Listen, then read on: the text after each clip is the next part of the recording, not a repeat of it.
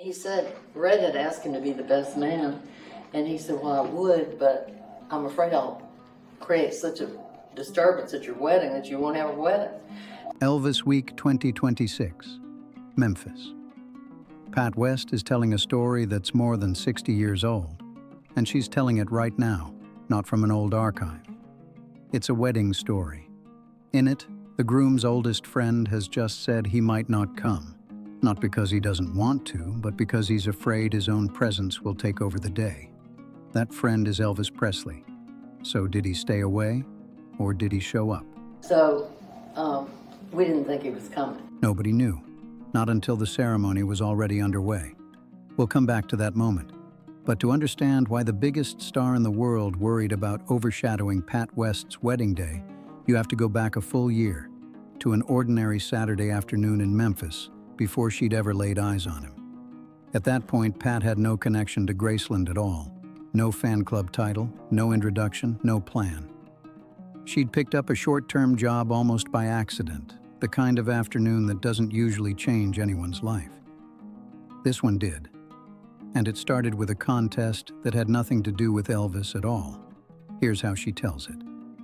I had won a swimsuit contest here, Miss McKellar Lake thing, and it got me a no profound questions and answers, just swimsuit fun and photographers. That's it.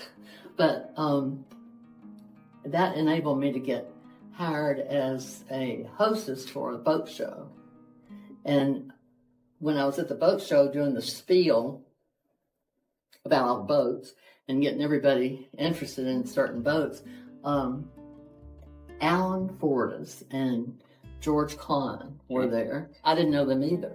But long story short, they invited me to a Elvis party that night at Graceland. George Klein and Alan Fortas weren't strangers at Graceland. They were two of the men who'd grown up around Elvis and never really left his orbit.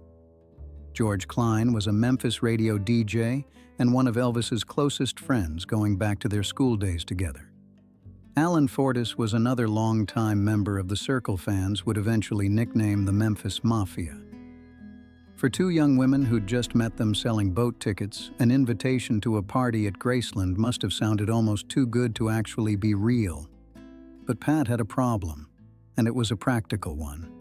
She didn't get off work at the boat show until 10 o'clock that night, and in her mind, that already put the party out of reach.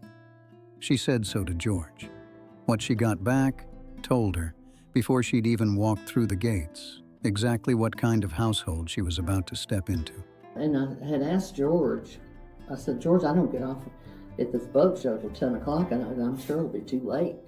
He said, are you nuts? He said, Elvis doesn't even get up to that time. So she called two girlfriends, and the three of them drove out to Graceland well after dark, parking around back the way Elvis's Uncle Travis had told them to. It wasn't glamorous yet. It was three young women in a car in the dark, hoping the directions were right. What waited at the back door wasn't quite the welcome any of them expected, and it's worth pausing on because the woman who scolded them that night would go on to work alongside Pat for years. And we went in the back door, and Alberta, the housekeeper, opened the door. We knocked on the door, and she let us in, and she scolded us about coming around the back. She said, you girls need to go to the front door. Alberta was Graceland's housekeeper and cook. George Klein smoothed things over quickly and walked the three of them through the house himself, all the way down to where the actual party was happening. A pool room in the basement, records playing, 20 or 25 people standing around, waiting on a host who hadn't come downstairs yet. Roy Orbison's Only the Lonely was playing on the stereo, one of the songs that had just made him a star. One thing about that basement caught Pat off guard before she'd even met the man who owned it. It was cold. You could hang meat in that place. It was so cold. Wow, okay. Nobody in that freezing basement seemed to mind the wait, except Pat's two girlfriends, who both had jobs to get to in the morning. By 3 a.m., with no Elvis in sight, Pat told George she thought they'd better leave and try meeting him some other time. He told her to hold on. And then, with no more warning than that, the room went quiet all at once. The kind of quiet a crowd makes only for one specific person. Picture it for a second. 20-some people who'd been playing pool and half listening to Roy Orbison for 6 hours, all turning toward the same staircase at the same moment. Pat turned around too. What she saw is the kind of detail that only survives because someone who was actually in the room remembered it. Not the general shape of Elvis walked in, but exactly what he had on, right down to the rings. I'll never forget what he was wearing. He had black pants on. I don't think I'd ever seen him wear jeans all the time I ever knew him. But anyway, that night he had black pants on and a ruffled white shirt. And not, kind of like a tuxedo shirt, but not. It was just real good looking. And he had that cigarillo in his hands. And all those rings were flashing on each finger. He walked straight over to the three of them.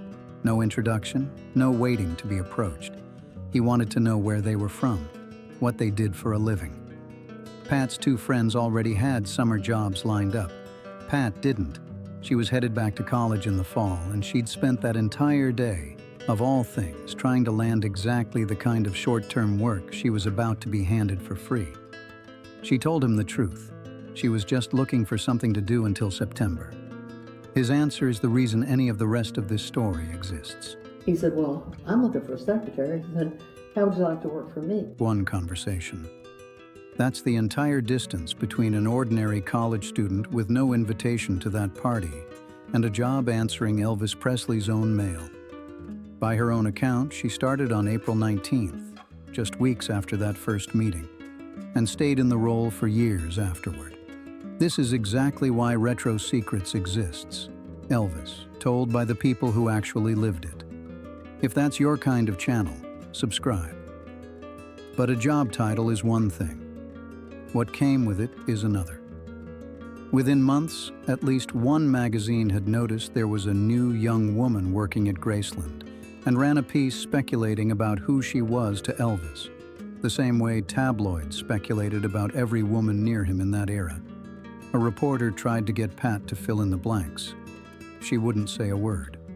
And when Elvis found out exactly how she'd handled it, he had a reaction that told her, more than any paycheck could, what her silence was actually worth to him. Oh, he thought that was a big hoot. And he came out to the office that next day and we laughed and laughed about that article. That's the moment this stopped being just an employer trusting an employee to type letters. It showed Pat that discretion mattered, and that Elvis noticed how she handled attention from the outside. A few weeks after that, the same trust put Pat in a spot no job description could have prepared her for. She was 2 weeks into the role, sharing lunch with Elvis's grandmother, when the boss came thundering down the back stairs. All of a sudden, I hear this thundering down the back stairs and said, Alberta, did you put starch in these towels? And Elvis was coming down the back stairs. And she looked up and she said, no, Mr. Elvis, I didn't do that. She said, I don't put starch in towels or sheets. And he said, well, I'm just going to step around here and get some from Dodger's bathroom, and because these things are stiff as boards. And so he stepped around there, and Grandma and I were sitting at the breakfast bar, and I turned around, and there he was standing in his underwear. She was 20 years old, 2 weeks into the job, sitting at the breakfast bar with Elvis Presley's own grandmother, a woman the household called Dodger. When the boss came around the corner demanding to know who'd ruined his towels, wearing nothing but his underwear while he said it. Most brand new employees would have quietly pretended they hadn't seen a thing. Pat didn't quite manage that. I wasn't there long enough, didn't know him well enough to tease him at that point, but I didn't let him forget it later. More than 60 years later, Pat is still telling that story at Elvis Week 2026, including the detail she says she never let him forget. It's the kind of story that only gets funnier with time, once a working relationship becomes familiar enough to tease each other about it. And the person Pat got closest to fastest wasn't Elvis himself. It was one of the men already inside his circle, a friend from Elvis's own school days who worked security around him and turned up in small roles across his films. That kind of comfort didn't happen only between Pat and Elvis. There's a video on this channel about the night Elvis refused to cancel a show for Red West, the man Pat would end up marrying. Red West and Elvis met as teenagers at Humes High School in Memphis. Red went on to become one of the men fans would later call the Memphis Mafia, and appeared in small parts across more than a dozen of Elvis's films through the 1960s. So when Red started spending time with the new secretary, it wasn't exactly a secret from anyone at Graceland. Everyone in that house saw everyone else's business, sooner or later. What Pat didn't expect was how directly that would eventually involve Elvis himself sitting across from her in his own office, asking her a question that wasn't really a question at all. Red told Elvis that we were getting married. And I don't know what they said together because I wasn't there. But the next day he came out to the office and he said, there was just me and him because Aunt Lily was somewhere else that day. And he said, have you lost your mind? And I said, no, I haven't. I said, Red is the one for me. That's all I know. And he said, well, and we talked. And we had a real nice, long conversation. And he said, well, I feel better now that I've talked. Two people, alone in an office, with Elvis Presley asking his own secretary whether she'd lost her mind over a man he clearly already knew well. Most 20-year-olds would have folded under that kind of pressure. Pat didn't. Would you have had the nerve to stand your ground with Elvis questioning your choice of husband? Tell me in the comments. Public biographical records list Red West and Pat's marriage as taking place in 1961, which means everything from that Graceland party to the wedding day happened inside about a single year.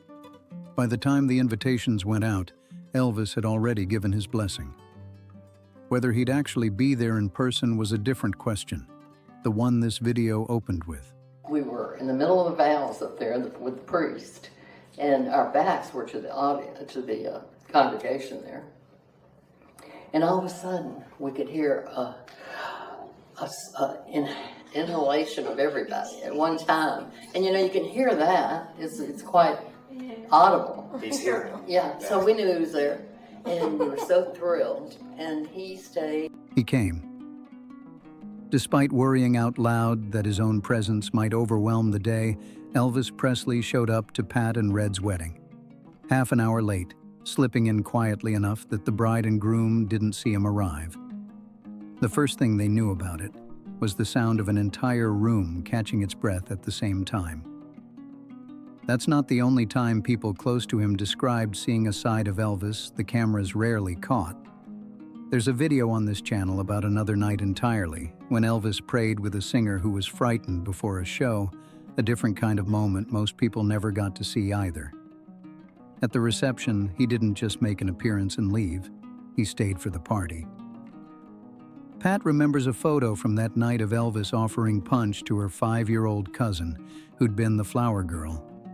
And when it came time for the photographers to get their last picture of the evening, Elvis had a request of his own, one that says something about exactly how careful he was, even inside a moment that should have belonged entirely to somebody else. The photographers came, and they said, Pat, reach up there and give Elvis a big kiss. And Elvis said, don't do that. He said, do not do it. And I didn't, of course, and that's what precipitated this. Right, kissing on the cheek, right? But look at Red's fist. You see it right there. Don't do that. Whatever his reason, Elvis stopped the staged kiss immediately. The picture they took instead is the one that ended up on the back of Pat's book decades later. Elvis kissing her cheek, and just behind them, Red's fist, clenched, caught in the frame completely by accident. It's the kind of detail nobody plans for a wedding photo. Married life didn't pull Pat out of Elvis's orbit after that night. If anything, it pulled her further in, because the film career Elvis had worried about losing before he even left the Army was now in full swing, and Red was about to become part of it too. So first we went directly to L.A. Oh, you did? From Follow That Dream, yeah.